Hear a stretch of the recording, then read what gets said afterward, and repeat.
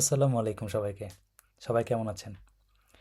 Recently একটা news দেখছি ফেসবুকে, ইউটিউবে খুব বেশি ট্রেন্ডিংয়ে আছে। এটা হচ্ছে স্পেনে এখন ৫ মাস থাকলে পেপার হয়ে যায়। কেউ আবার বলতেছে শুধু অ্যাসাইলামদের জন্য এই সুবিধাটা। আসল ঘটনাটা কি? অফিসিয়াল নিউজ আসলে কতটা সত্য? আমি দেখলাম যে 99% নিউজ, ভিডিও সব কিছুই আসলে ফেক। সো চলেন আসলে আসল নিউজটা কি এটা সম্বন্ধে একটু ডিসকাশন করি, কথা বলি। আসলেই উম, কারা কারা এই নতুন ৫ মাসের নিয়মের মধ্যে কাগজ করতে পারবেন? ৩১শে ডিসেম্বর ২০২৬ কেন আসলে এত ইম্পর্টেন্ট? আর যারা অলরেডি স্পেনে আছেন অথবা অলরেডি পেপার জমা দিয়েছেন এবং তাদের আসলে কি হবে? এবং আসলে যাদের পেপারস নাই তারা আসলে এক্স্যাক্টলি কী করতে পারবেন এখন, ওই জিনিসপত্রগুলোর কথা বলবো। স্পেনের সরকার রিসেন্টলি এই লাস্ট ডে অথবা তার প্রিভিয়াস ডেতে একটা হচ্ছে রেজুলেশন পাস করেছে, সেটা হচ্ছে রেজুলেশন এক্সট্রা অর্ডিনারিয়েচার। এটা হচ্ছে একটা বিশেষ সাধারণ ক্ষমা। এই সাধারণ ক্ষমাটা একটা অ্যামেজিং একটা জিনিস সবার জন্য। কাগজে কমলে কলমে আসলে যদি বলি, এটা আসলে যারা স্পেনে ৫ মাস লিগালি ছিল, ধরেন আপনার কাছে এমপাদ্রোনমিento, এটা মনে হয় সবাই জানেন। এমপাদ্রোনমিento হচ্ছে বাসা রেজিস্ট্রেশন। স্পেনে আপনি গিয়ে বাসা রেজিস্ট্রেশন করেছেন, এরকম একটা পেপার আপনার কাছে আছে, এটা মাস্ট হইতে হবে হচ্ছে ৩১শে ডিসেম্বরের আগে। এবং এটার মেয়াদ ৫ মাস হইতে হবে।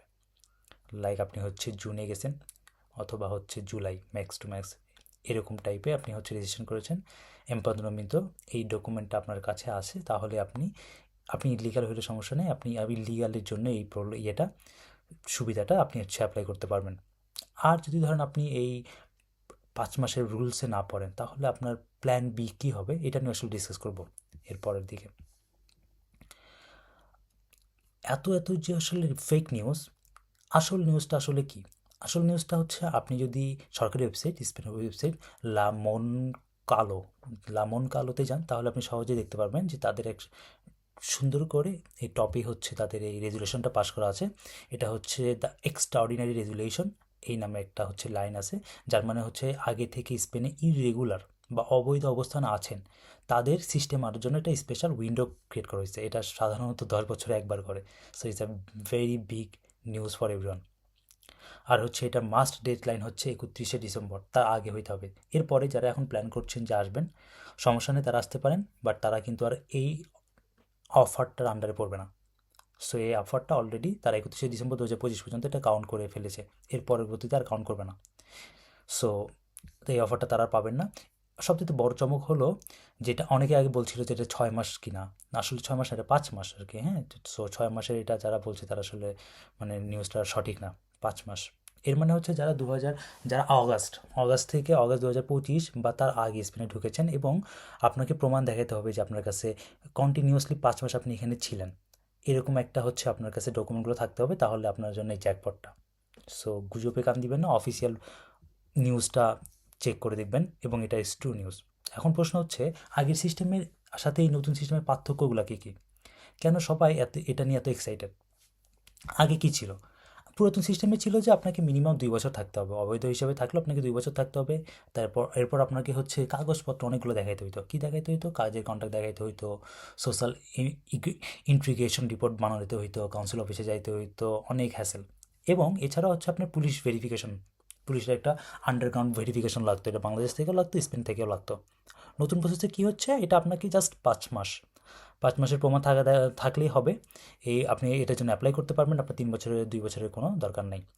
আর এছাড়া হচ্ছে সরকার আপনাকে ১ বছরের একটা রেসিডেন্সি পারমিট দিবে, প্লাস ওয়ার্ক পারমিট দিবে, এবং এই ওয়ার্ক পারমিটটা হচ্ছে ওপেন ওয়ার্ক পারমিট, মানে আপনার কোনো সেক্টরস ইন্ডিকেটেড করা থাকবে না।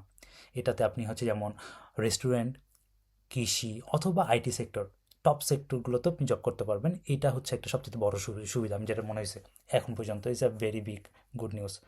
এবং হচ্ছে যে ফ্যামিলি বোনাস, এখানে একটা ফ্যামিলির বোনাসও আছে, এটা হয়তো বা অনেকেই বলছেন না অথবা অনেকেই জানে না। যারা হচ্ছে আপনার সাথে যদি ফ্যামিলি থাকে এবং আপনার যদি কোনো বাচ্চা থাকে, আপনার বাচ্চা কিন্তু ৫ বছরের জন্য একটা ভিসা পাবে, ৫ বছরের একটা কার্ড পাবে। এই প্ল্যান সরকারের আছে, এটা ডিসকাশন মোডে আছে। কত বছরের হবে এটা নিয়ে, এটা এখনও ফাইনাল তারা করতে পারেনি, বাট লিগাল কিছু কনসালটেন্সি ওরা বলছে যে এটা ৫ বছর, ৫ বছরের জন্য করা হবে। এরকম সহজ কথাই হচ্ছে, এটা পুরানো অ্যারোগ্রো বন্ধ করে দিচ্ছে না, বরং হচ্ছে এটা এক্সপ্রেস এন্ট্রি, একটা শর্টকাট দরজা ওপেন করছে সে সবার জন্য। এটাতে নিয়ারলি তারা 5 লাখ নিবে এই সিস্টেমের মাধ্যমে। এখন অনেকেই হচ্ছে ভুল বলছেন যে আসলে আমি 5 মাসে ছিলাম, অটোমেটিক পেপারস পাবো কি না, এই চিন্তা অনেকেই করলে এটা আসলে বিশাল একটা ভুল। হ্যাঁ, সরকার বলেছে যে 5 মাস কন্টিনিউস আপনাকে এখানে থাকতে হবে এবং সেটার প্রমাণ লাগবে, প্রমাণ দেখাতে হবে। কী কী প্রমাণ হিসেবে দেখাতে হবে?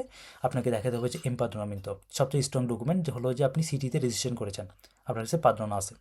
2 নম্বর হইতে পারে ধরেন আপনি মেডিকেল হাসপাতালে গেছেন, ডাক্তার দেখিয়েছেন, ওটা স্লিপ হতে পারে। গভর্নমেন্ট রিলেটেড ডকুমেন্টগুলো আসলে অনেক বেশি তারা কাউন্ট করবে। এছাড়াও ধরেন আপনার বাচ্চাকে আপনি স্কুলে পড়াচ্ছেন, এছাড়াও আপনি হচ্ছে কোনো এনজিওর সাথে কাজ আছে, অথবা ব্যাঙ্ক ট্রানজ্যাকশন, অথবা ধরেন আরও কিছু ডকুমেন্ট হতে পারে, যেমন ধরেন আপনি 2-3 বার আপনি হচ্ছে টাকা সেন্ড করেছেন এখান থেকে বাংলাদেশে অথবা অন্য কোনো জায়গায়, অথবা আপনি আপনার হচ্ছে ইললিগাল আপনি জব করেছেন, বাট হচ্ছে একটা আপনার লোকাল একটা কন্ট্যাক্ট পেপার ছিল তার, এরকম কিছু পেপার যদি থাকে সেগুলো আসলে তারা কাউন্টে নেবে। আবার অনেকেই বলছেন যে আমি 2-3টা বাসের টিকিট, রেস্টুরেন্টের বিল দেখাবো, এই আপনার এই ডকুমেন্ট হতে হবে ধারাবাহিক, লাইক কন্টিনিউয়াসলি আপনি হচ্ছে এগুলোকে ইয়ে করেছেন। সো তাই আপনি এখনই চেক করে দেখুন যে আপনার কী কী আসলে ডকুমেন্ট আছে, কী কী ডকুমেন্ট নাই, এবং এই ডকুমেন্টগুলো রেডি করুন। লাগলে আসলে আপনি কোনো লিগাল কনসালটেন্সির সাথে কথা বলতে পারেন যে আসলে কী কী ডকুমেন্ট আপনি দেখাতে পারবেন, আপনার কাছে কী কী অ্যাভেলেবেল আছে। না হলে তারা আপনাকে হয়তো বা হেল্প করবে এই ডকুমেন্টগুলো নিয়ে। অনেকেই প্রশ্ন করেন যে ভাই আমার তো অ্যাসাইলাম কেস নাই। অনেকেই এই অ্যাসাইলাম নিয়ে একটা ঝামেলা আমি শুনছিলাম, সেটা হচ্ছে যে অনেকে বলছেন যে এই 5 মাস শুধুমাত্র তারাই, যাদের অ্যাসাইলাম কেস আছে এবং রিজেক্ট হয়েছে, শুধু তারাই পাবে। আসলে আপনার এসএলএম কেস থাকতে হবে না। সো অফিসিয়ালি টেক্সট অনুযায়ী এই নিবন্ধটা সবার জন্য, এটা হচ্ছে অফিসিয়ালি। যাদের অ্যাসাইলাম আছে বা যাদের নেই এই সততা তাদের না। হ্যাঁ, আপনাকে ইলিগাল হইতে হবে, 31 ডিসেম্বর আগে ঢুকতে হবে, এটা হচ্ছে জিনিস। এবং ক্রিমিনাল রেকর্ড ক্লিন থাকতে হবে, আপনার কোনো ক্রিমিনাল রেকর্ড থাকা যাবে না। তবে যাদের অ্যাসাইলাম কেস রিজেক্ট হয়েছে বা পেন্ডিং আছে তাদের জন্য সুবিধা হলো যে তাদের এনটি বা স্টেট এর কোনো অলরেডি এর অলরেডি ডকুমেন্ট সরকারের কাছে আছে। সো তাদেরকে আর নতুন করে অন্য কোনো ডকুমেন্ট তাদের প্রয়োজন নেই। সো এখন পর্যন্ত যা খবর, অ্যাপ্লিকেশন উইন্ডো ওপেন হবে সম্ভবত হচ্ছে এপ্রিল 2026 থেকে। এই ডেটটা এখনও অফিসিয়ালি কনফার্ম না, ডিসকাশন হচ্ছে। এপ্রিলের থেকে চালু হবে, চলবে জুন পর্যন্ত, 3 মাস।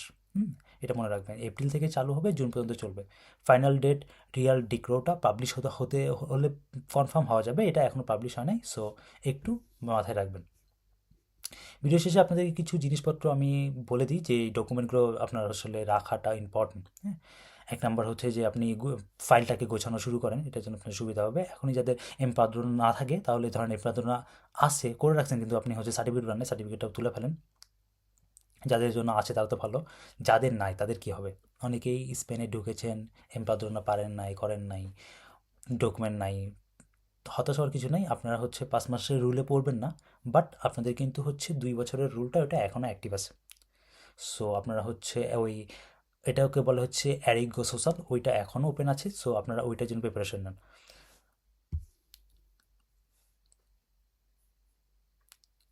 সো আপনি আমার সাথে কমেন্টলি জানাতে পারেন যে আপনার আসলে সিচুয়েশন কী, আপনি কি আসলে 5 মাসের রুলে পড়ছেন কি পড়ছেন না, অথবা আপনার কোন সিচুয়েশনে এখন আছেন। সো ওই জিনিসটা যদি আপনাদের কোনো কোশ্চেন থাকে তাহলে আমাকে মেসেজ করতে পারেন। এবং হচ্ছে যে আপনাদের আরও কিছু লাইক কিছু কোশ্চেন আছে, অনেক মানুষের অনেকগুলো কোশ্চেন আমি দেখছিলাম। সো আমি এই কোশ্চেনগুলো নিয়ে হয়তো বা পরবর্তী কোনো একটা ভিডিওতে কথা বলবো যে ওকে এই কোশ্চেনগুলোর আনসার কী হবে। So thank you so much সাথে থাকার জন্য। সো আর যদি কোনো কিছু জানার থাকে কমেন্টে জানাবেন। আল্লাহ হাফেজ।